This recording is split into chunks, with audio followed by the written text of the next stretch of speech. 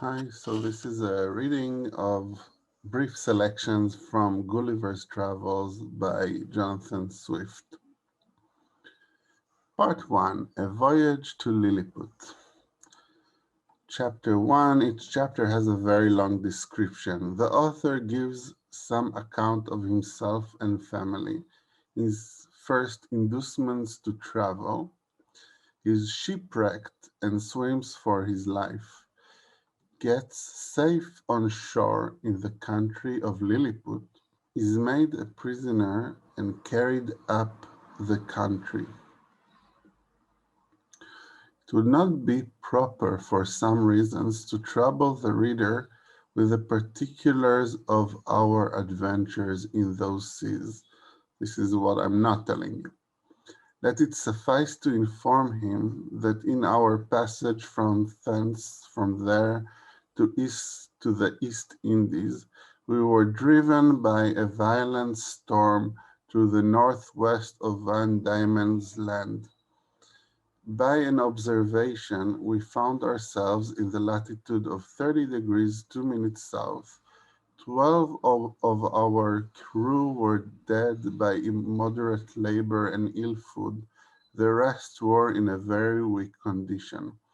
On the 5th of November, which was the beginning of the summer in those parts, the weather being very hazy, the seamen spied a rock within half a cable's length of the ship. But the wind was so strong that we were driven directly upon it and immediately split. So the ship breaks into two basically, and everybody drowns apart from Gulliver. 6 of the crew, of whom I was one, having let down the boat into the sea, made a shift to get clear of the ship and the rock. We rowed, by my computation, about 3 leagues till we were able to work no longer, being already spent with labor while we were in the ship.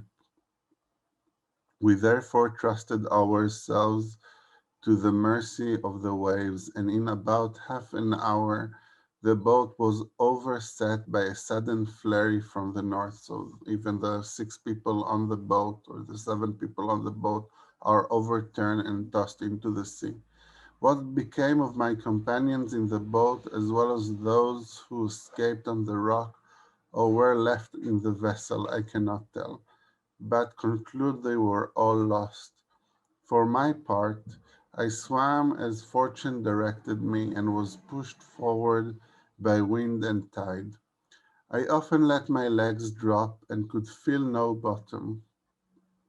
But when I was almost gone and able to struggle no longer, I found myself within my depth, so he can reach the ground beneath the sea with his legs. And by this time the storm was much abated, was over. The The declivity was so small that I walked near a mile before I got to the shore, which I conjectured was about 8 o'clock in the evening. I then advanced forward near half a mile, but could not discover any sign of houses or inhabitants. At least I was in so weak a condition that I did not observe them. So he reached a shore and walks a little bit but can't see anybody. I was extremely tired, and with that and the heat of the weather and about half a pint of brandy that I drank as I left the ship, I found myself much inclined to sleep. I lay down on the grass, which was very short and soft, where I slept sounder than ever I remembered to have done in my life. And as I reckoned, about 9 hours, for when I woke, it was just daylight. I attempted to rise, but was not able to steer, for as I happened to lie on my back, I found my arms and legs were strongly fastened, tied on each side to the ground, and my hair, which was long and thick, tied down in the same manner. Right, he's tied down to the ground like in the famous images of Gulliver arriving on Lilliput. I likewise felt several slender ligatures across my body, from my armpits to my thighs. I could only look upward. The sun began to grow hot, and the light offended my eyes. I heard a confused noise about me, but in this posture I lay, could see nothing except the sky. In a little, in a little time, I felt something alive moving on my left leg, which, advancing gently forward over my breast, came almost up to my chin. When, bending my eyes downwards as much as I could, I perceived it to be a human creature, not 6 inches high, with a bow and arrow in his hands, and a quiver at his back. In the meantime, I felt at least 40 more of the same kind, as I conjectured, following the first. I was in the utmost astonishment, and roared so loud that they all ran back in fright, and some of them, as I was afterwards told, were hurt with the falls they got by leaping from my side upon the ground. So he's scaring them.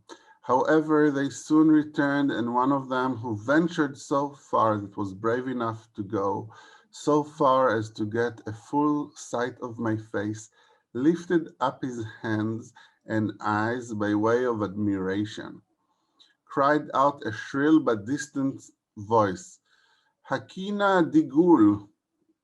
The others repeated the same words several times, but then I knew not what they meant. I lay at this while, as the reader may believe, in great uneasiness. At length, struggling to get loose, I had the fortune to break the strings and wrench out the pegs that fastened my left arm to the ground.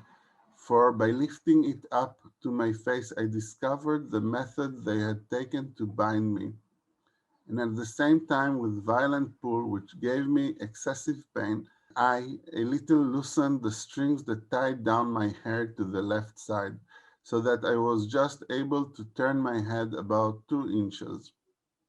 But the creatures ran off a second time before I could seize them, whereupon there was a great shout in a very shrill accent, and after it ceased, I heard one of them cry aloud, Tolgo Fonak, when in an instant I felt above 100 arrows discharged on my left hand, which pricked me like so many needles. Their arrows are so small, they are like needles. They don't really hurt him, they prick him. And besides, they shot another flight into the air, and as we do bombs in Europe, whereof many, I suppose, fell on my body, though I felt them not, and some on my face, which I immediately covered with my left hand.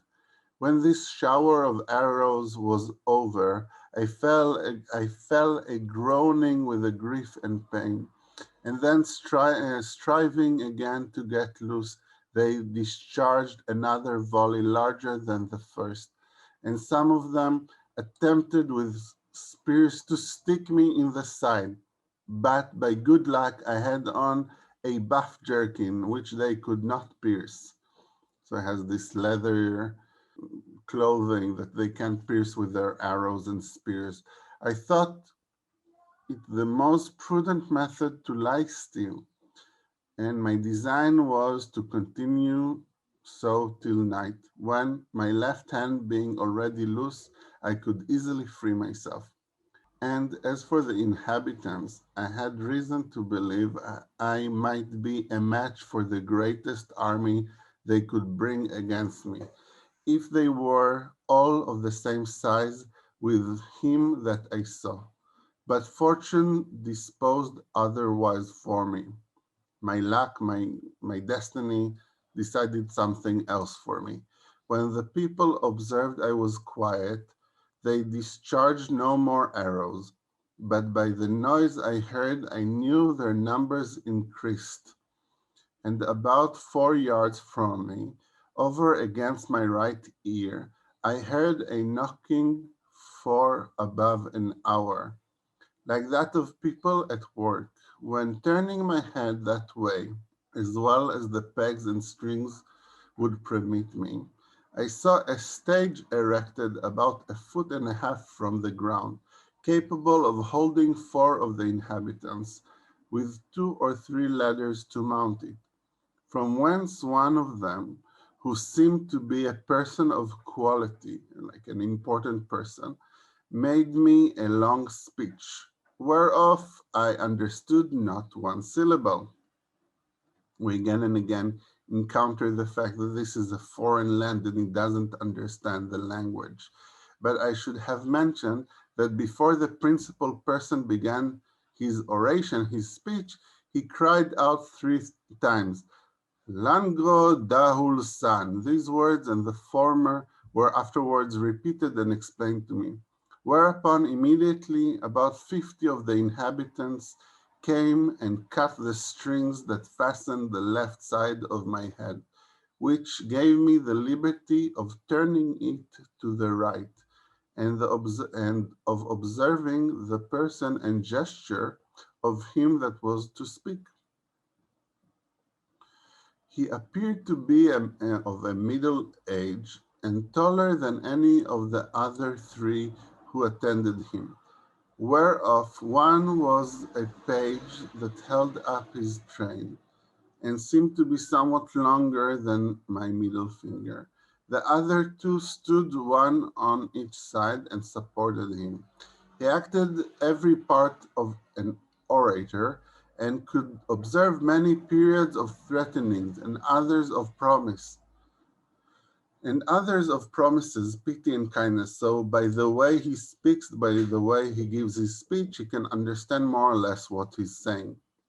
I answered in a few words, but in the most submissive manner, lifting up my left hand and both my eyes to the sun, as calling him for a witness.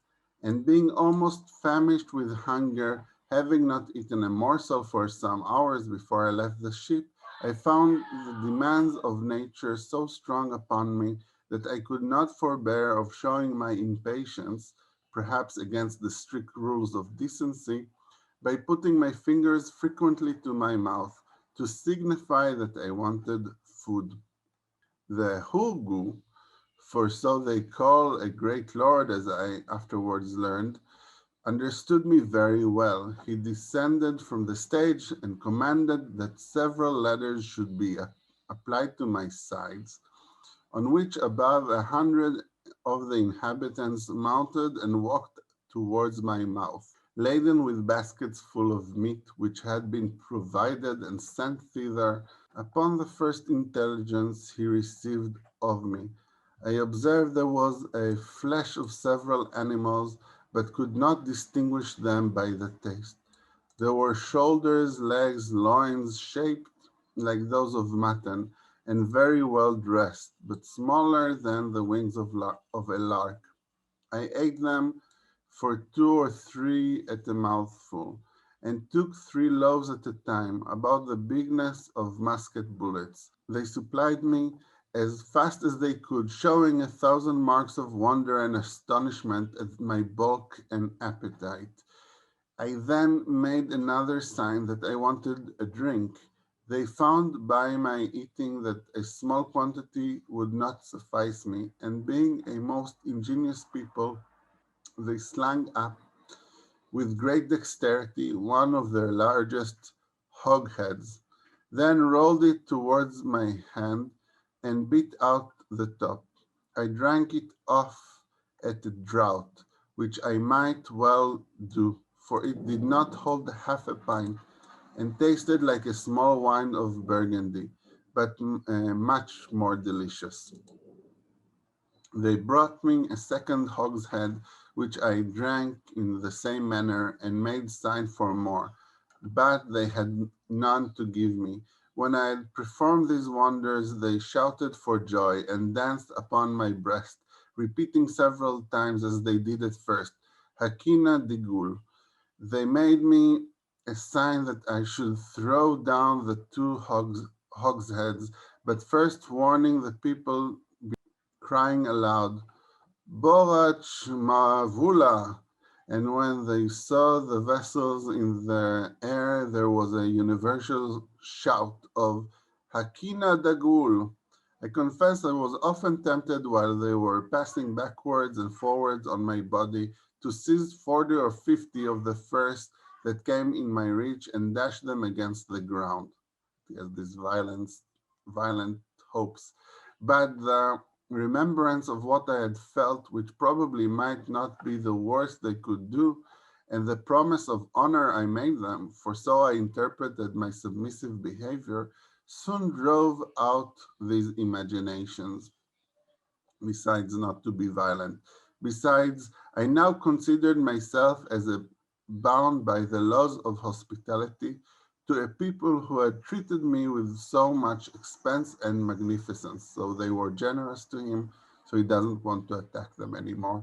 However, in my thoughts, I could not sufficiently wonder at the intrepidity and the bravery of these diminutive mortals, these small people who dared venture to mount and walk upon my body, while one of my hands was at liberty, without trembling at the very sight of so prodigious a creature as I must appear to them. After some time, when they observed that I made no more demands for meat, there appeared before me a person of high rank from his imperial majesty. Having mounted on the small of my right leg, advanced forward up to my face with about a dozen of his retinue, of the people who followed him, and producing his credentials under the signet royal, which he applied close to my eyes, spoke about 10 minutes without any sign of anger, but with a kind of determinate resolution, often pointed forwards, which, as I afterwards found, was towards the capital city, about half a mile distant, whither it was agreed by His Majesty in council that I must be conveyed. So they decided he should go to the capital city to meet the emperor. I answered in a few words, but to no purpose, and made a sign with my hand that was loose, putting it to the other, but over his excellency's head for fear of hurting him or his train, and then to my own head and body to signify that I desired my liberty. It appeared that he understood me well enough, for he shook his head by way of disapprobation, doesn't agree to do it, and held his hand in a posture to show that I must be carried as a prisoner. However, he made other signs to let me understand that I should have meat and drink enough and very good treatment. Whereupon I once more thought of attempting to break my bonds, but again, when I felt the smart of their arrows upon my face and hands, which were all in blisters, and many of the darts still sticking in them, I observed likewise that the number of my enemies increased. I gave tokens to let them know that they might do with me what they pleased. Upon this, the Hurago and his train withdrew with much civility and cheerful countenance, so they're happy with the result. Soon after, I heard a general shout with frequent repetition of the words Peplum Salen, and I felt great numbers of people on my left side relaxing the cords to such a degree that I was able to turn upon my right and to ease myself with making water, which I very plentifully did to a great astonishment of the people. So he goes to the bathroom and everybody is very astonished about with how much water he produces. who, conjecturing by my motion what I was going to do, immediately opened to the right and left on the side to avoid the torrent, the waterfall, which fell from such noise and violence from me. But before this, they had doubted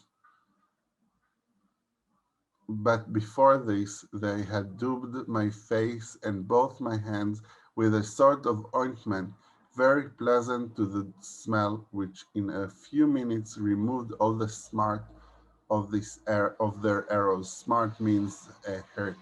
These circumstances ended to the refreshment I had received by their victuals, by their food and drink, which were very nourishing, disposed me to sleep. I slept about 8 hours, as I was afterwards assured, and it was no wonder, for the physicians, by the emperor's order, had mingled a sleepy potion in the hogshead wine, so they put some sleeping drugs in his wine. Chapter 2. The author diverts the emperor and his nobility of both sexes in a very uncommon manner. Diverts means entertains. The diversions, the entertainments of the court of Lilliput described. The author has his liberty granted him upon certain conditions. They allow him to be free under certain conditions. When this adventure was at an end, I came back out of my house, having occasion for fresh air.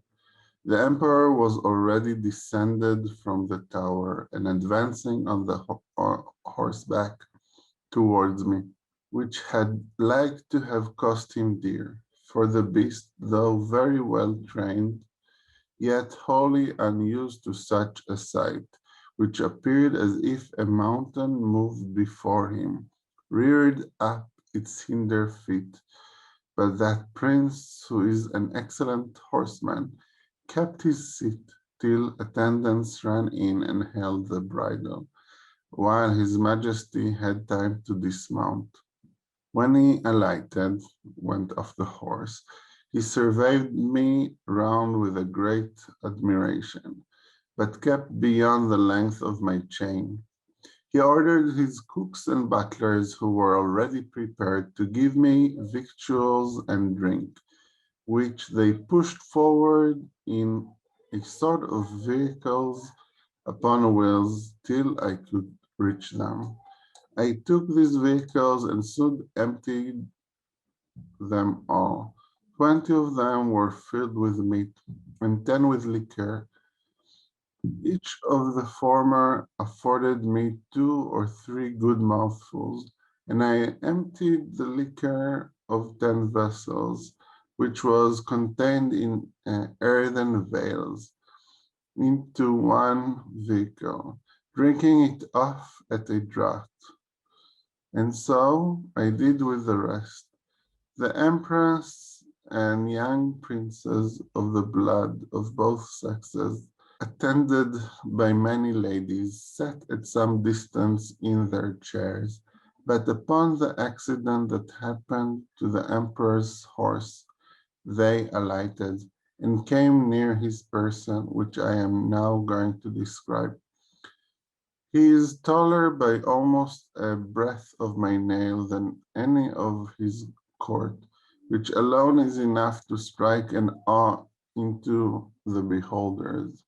His features are strong and masculine, with an Austrian lip and arched nose, his complexion olive, his countenance erect, his body and limbs were proportioned. He was then past his prime, being 28 years and 3/4 old, of which he had reigned about 7 in great felicity, and generally victorious.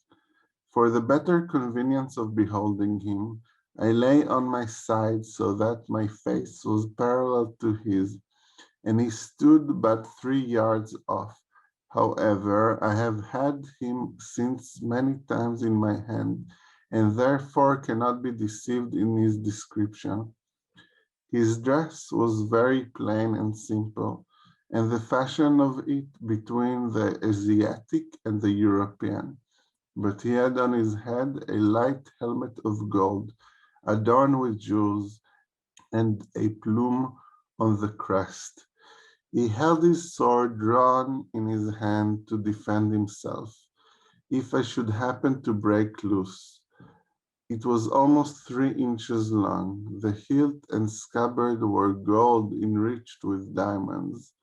His voice was shrill, but very clear and articulate, and I could distinctly hear it when I stood up. The ladies and courtiers were all most magnificently clad, so that the spot they stood upon seemed to resemble a petticoat spread upon the ground, embroidered with figures of gold and silver. His Imperial Majesty spoke often to me, and I returned answers, but neither of us could understand a syllable.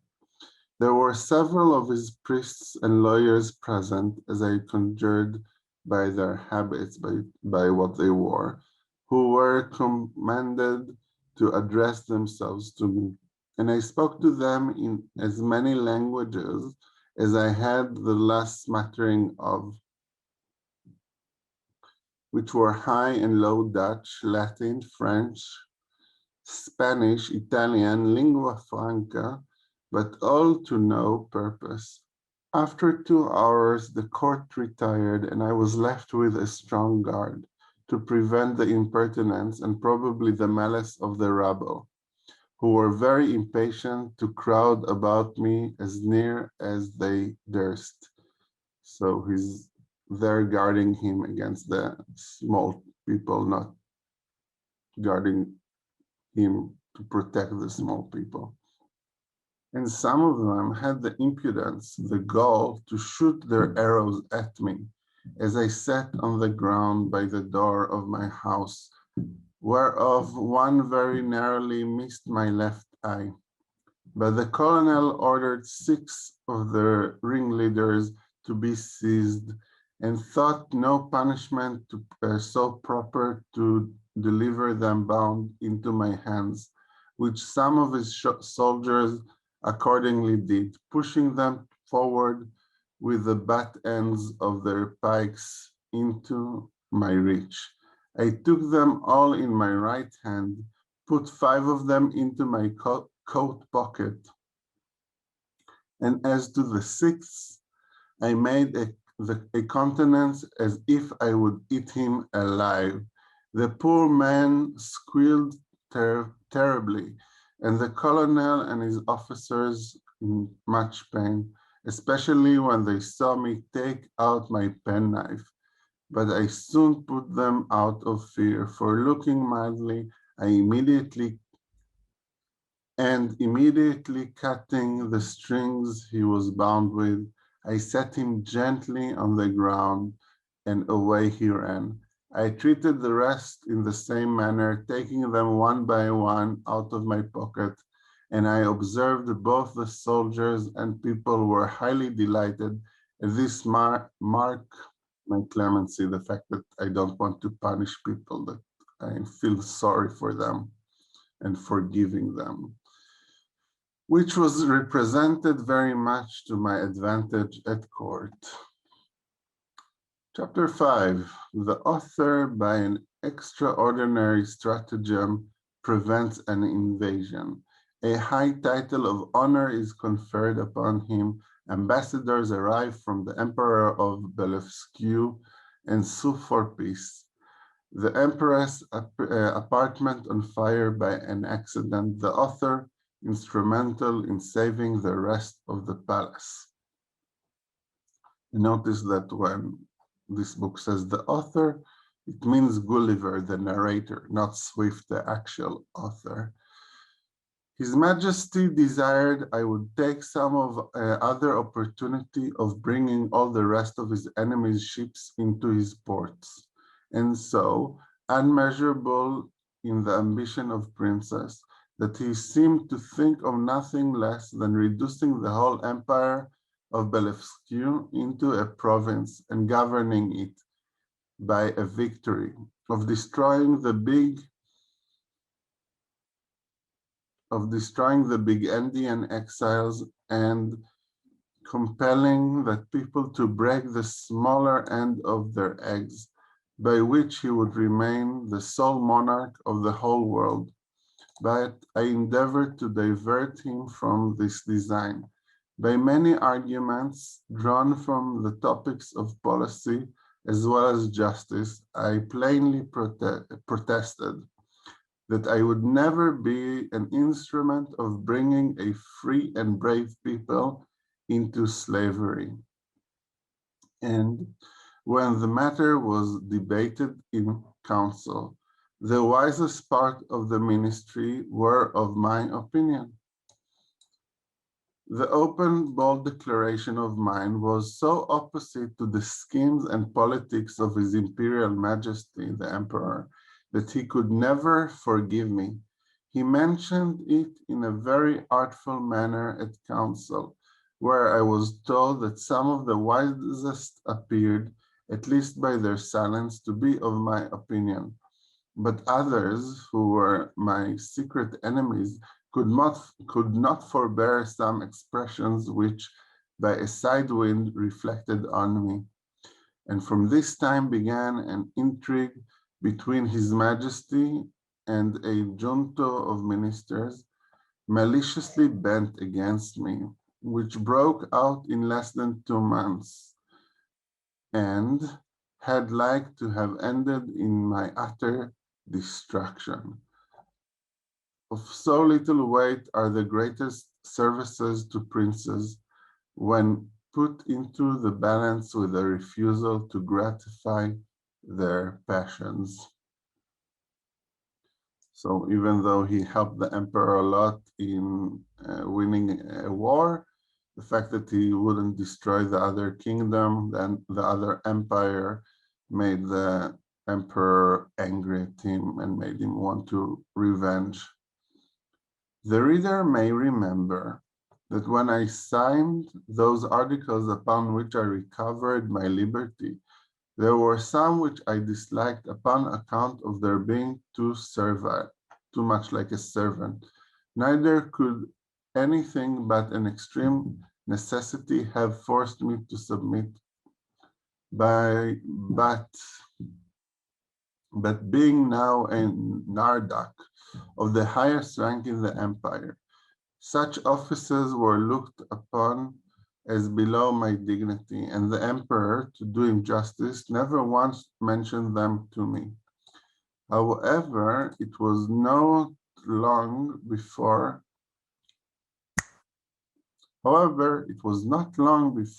I had an opportunity of doing His Majesty, at least as then I thought, a most signal service.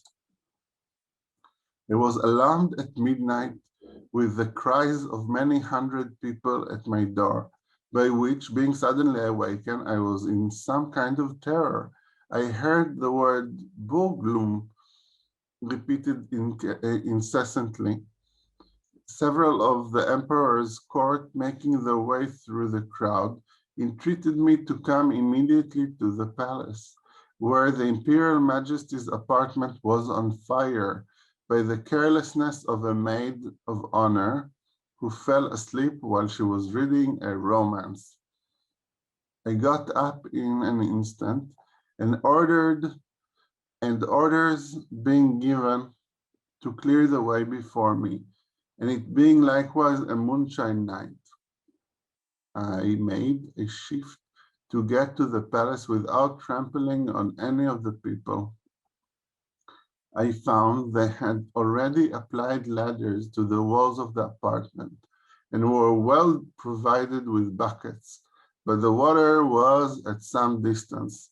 These buckets were about the size of large thimbles, those things that you put on your thumb when you sew. And the poor people supplied me with them as fast as they could. The flame was so violent that they did little good. I might easily have stifled it with my coat, which I unfortunately left behind me for haste, and came away only in my leather jerkin. The case seemed wholly desperate and deplorable. There was no hope, and this magnificent palace would have infallibly, no doubt, been burned down to the ground if, by a presence of mind unusual to me, I had not suddenly thought of an expedient, of a solution. I had, the evening before, drunk plentifully of a most delicious wine called Glim.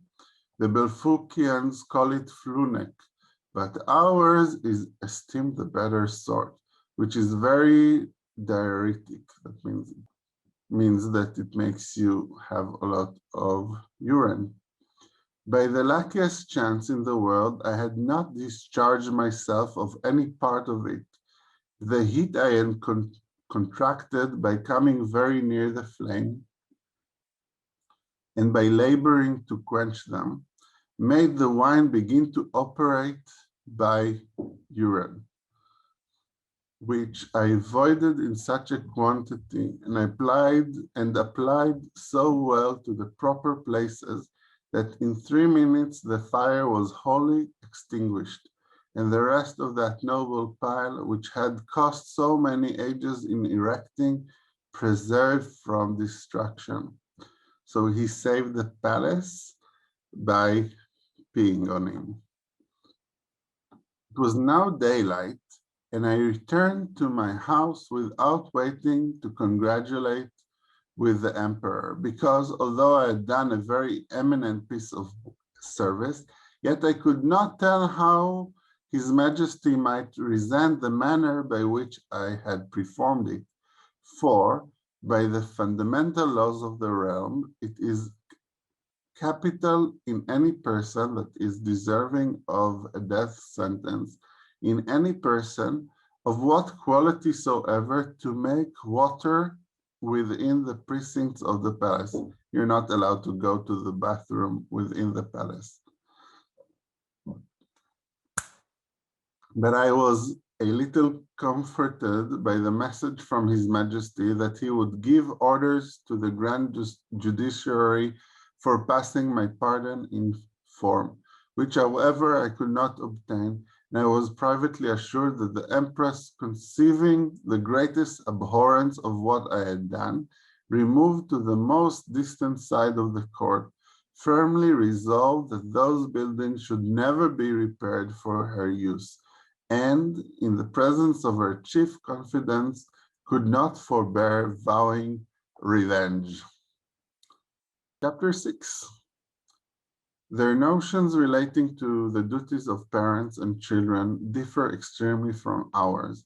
For since the conjunction of male and female is founded upon the great law of nature, in order to propagate and continue the species, the Lilliputians will need have it that men and women are joined together like other animals by the motives of concupiscence, by wanting to have children, and that their tenderness towards their young proceeds from the like natural principle, for which reason they will never allow that a child is under any obligation to his father for begetting him, or to his mother for bringing him into the world, which, considering the miseries of human life, was neither a benefit in itself nor intended so by his parents, whose thoughts in their love encounters were otherwise employed. Upon these, the like reasonings, their opinion is that parents are the last of all others to be trusted with the education of their own children, and therefore they have in every town public nurseries, where all parents except cottagers and laborers are obliged to send their infants of both sexes to be reared and educated when they come to the age of 20 moons, at which time they are supposed to have some rudiments of docility, These schools are of several kinds, suited to different qualities and both sexes. They have certain professors well skilled in preparing children for such a condition of life as befits the rank of their parents and their own capacities, as well as inclinations. I shall first say some of the male nurseries and then of the female, skipping the male nurseries. In the female nurseries, the young girls of quality are educated. In the female nurseries, the young girls of quality are educated much like the males, only they are dressed by orderly servants of their own sex, but always in the presence of a professor or deputy till they come to dress themselves, which is at 5 years old. And if it be found that these nurses ever presume to entertain the girls with frightful or foolish stories, or the common follies practiced by chambermaids among us, they are publicly whipped thrice upon the city, imprisoned for a year, and banished for life to the most desolate part of the country. So there's severe punishment for telling fairy tales and silly stories. Thus, the young ladies are as much ashamed of being cowards and fools as the men, and despise all personal ornaments beyond decency and cleanliness. Neither did I perceive any difference in their education made by their difference of sex, only that the exercises of the females were not altogether so robust, so the exercise is not so difficult, and that some rules were given them relating to domestic life, and smaller compass of learning was enjoyed them. For their maxim is that among people of quality, a wife should always a reasonable and agreeable companion, because she cannot always be young. When the girls are 12 years old, which among them is the marriageable age, their parents or guardians take them home with great expressions of gratitude to the professors and and seldom without tears of the young lady and her companions.